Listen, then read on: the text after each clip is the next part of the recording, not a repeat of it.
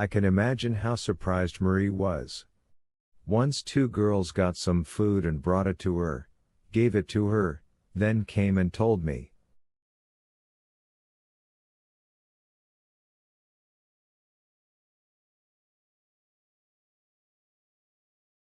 They said Marie burst into tears and now they loved her very much. Soon they all began to love her, and at the same time they began to love me as well.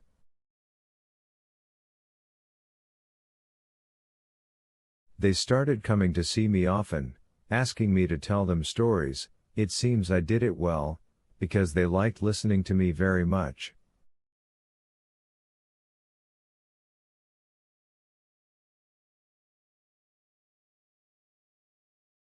And later I studied and read everything only so as to tell them afterwards, and for 3 years after that I told them all sorts of things.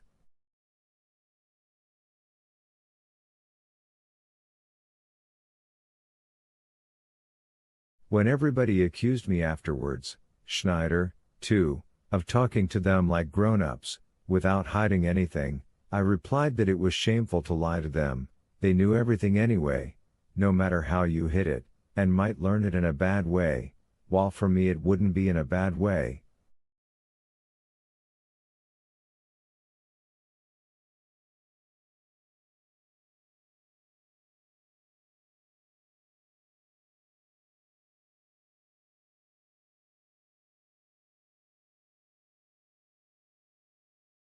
You only had to remember yourself as a child. They didn't agree. I kissed Marie 2 weeks before her mother died. When the pastor gave his sermon, all the children were already on my side.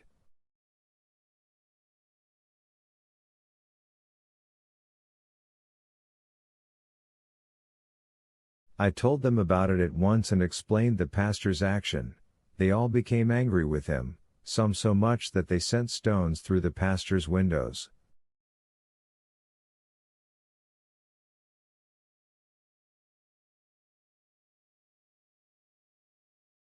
I stopped them, because that was a bad thing, but everyone in the village learned all about it at once, and here they began to accuse me of having corrupted the children.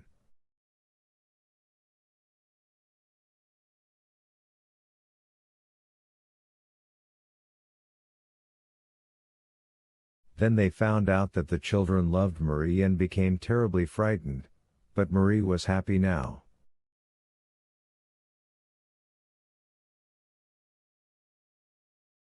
The children were even forbidden to meet her, but they ran in secret to see her with her herd, quite far, almost half a mile from the village. They brought her treats, and some simply ran there to embrace her and kiss her, saying,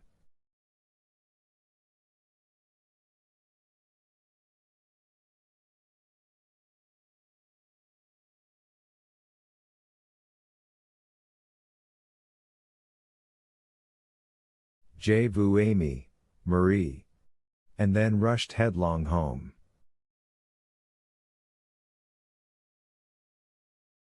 Marie almost lost her mind from this sudden happiness. She had never dreamed of anything like it.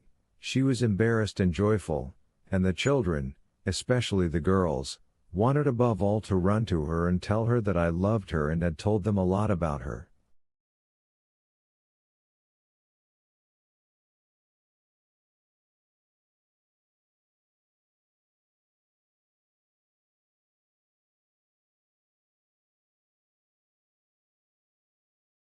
They told her that they knew everything from me, and that now they loved and pitied her and always would.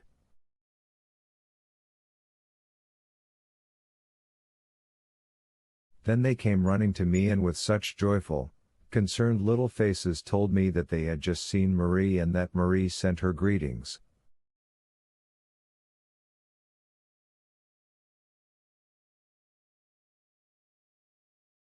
In the evenings I used to go to the waterfall. There was one place completely screened off on the village side, with poplars growing around it. That was where they would gather with me in the evening, some even in secret.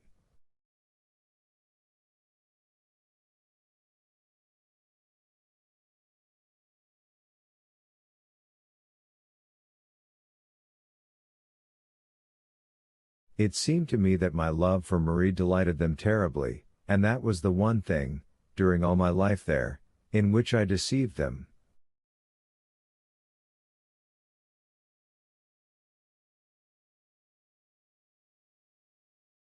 I didn't disappoint them by confessing that I did not love Marie at all, that is, was not in love with her, but only pitied her. Everything told me that they preferred it the way they had imagined and decided it among themselves, and so I said nothing and pretended they had guessed right.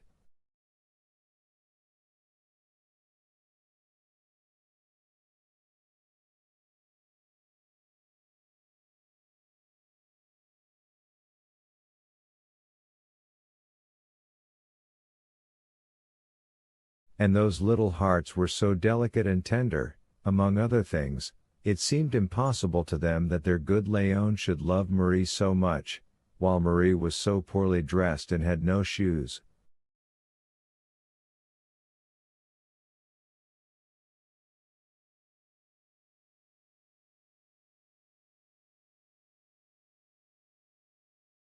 Imagine, they even got shoes and stockings and linen for her, and even some sort of dress.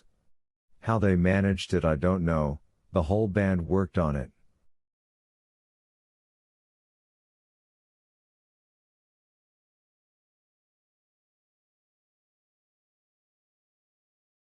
When I asked them, they only laughed merrily, and the little girls clapped their hands and kissed me.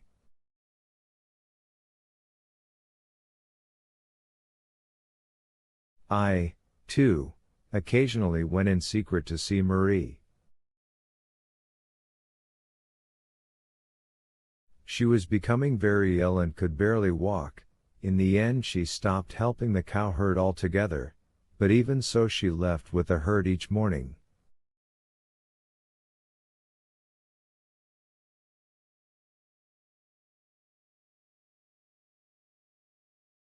She sat to one side.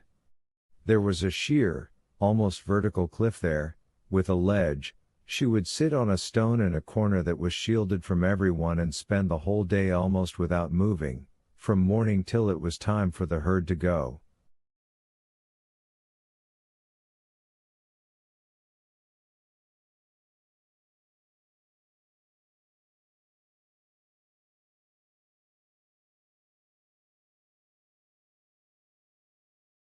By then she was so weak from consumption that she mostly sat with her eyes closed, leaning her head against the rock, and dozed, breathing heavily. Her face was thin as a skeleton's, and sweat stood out on her forehead and temples.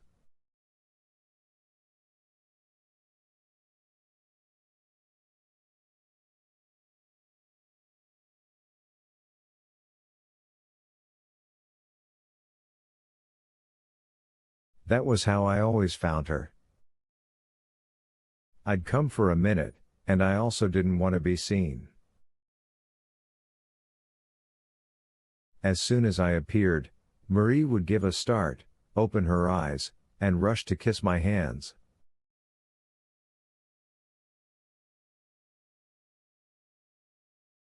I no longer withdrew them, because for her it was happiness.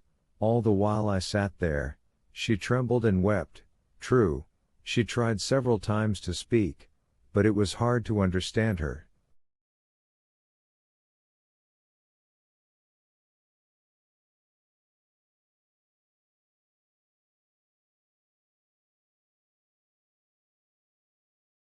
She was like a crazy person, in terrible agitation and rapture. Sometimes the children came with me.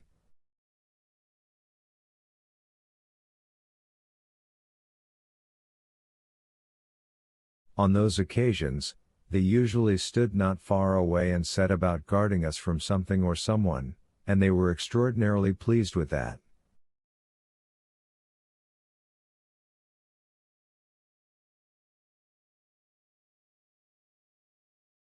When we left, Marie again remained alone, motionless as before, her eyes closed and her head leaning against the rock. She may have been dreaming of something.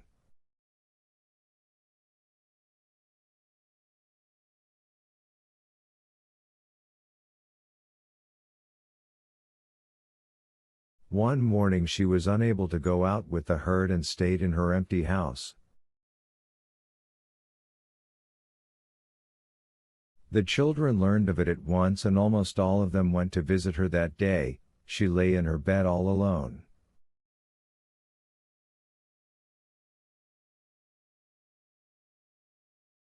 For 2 days only the children looked after her, taking turns in coming, but afterwards, when they learned in the village that Marie really was dying, the old women of the village began coming in turns to sit by her bedside.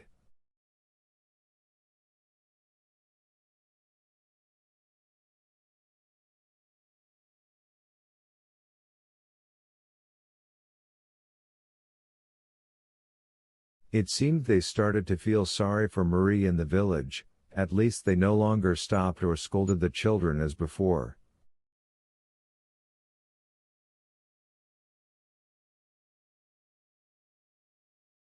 Marie dozed all the time, her sleep was restless, she coughed terribly.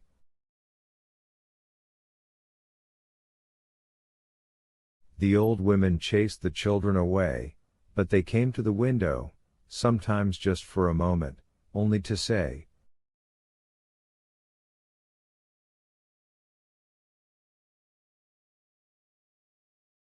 "Bonjour, Notre Bonne Marie." And as soon as she saw or heard them, she would become all animated and, not listening to the old women, would at once try to prop herself on her elbow, nod to them, and thank them.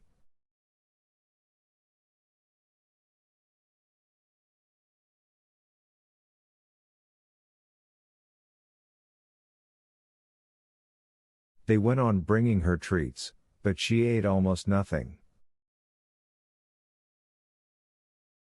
Because of them, I can assure you, she died almost happy. Because of them, she forgot her black woe, as if she had received forgiveness from them, because till the very end she considered herself a great criminal.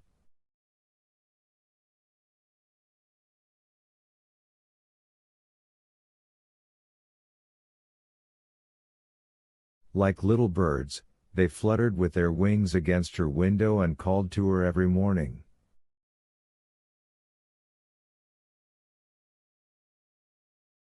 Nu Taman, Marie. She died very soon. I thought she would live much longer.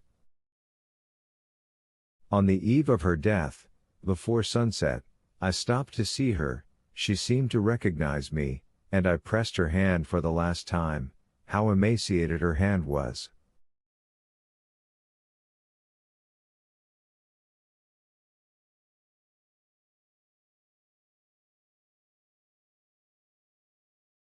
Then suddenly in the morning they come and tell me that Marie is dead. Here there was no holding the children back, they decorated the whole coffin with flowers and put a wreath on her head.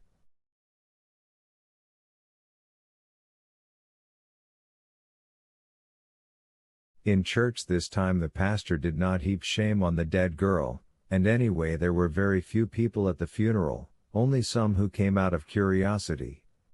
But when it was time to carry the coffin, the children all rushed to do it themselves.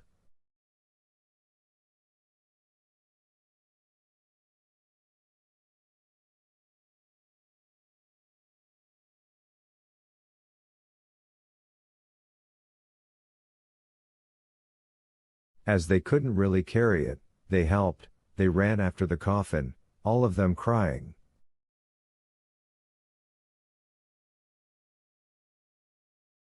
Since then Marie's little grave has been constantly venerated by the children, every year they decorate it with flowers, and they've planted roses all around it.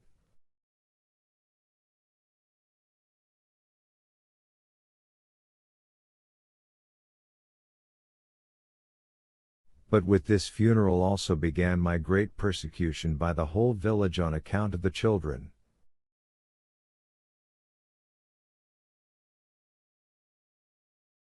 The main instigators were the pastor and the schoolmaster.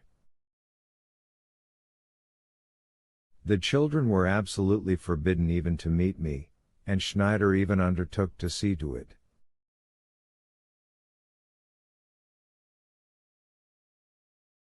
But we met all the same, we exchanged signs from a distance. They sent me their little notes. Later on it all settled down, but at the time it was very nice. I became even closer to the children because of this persecution.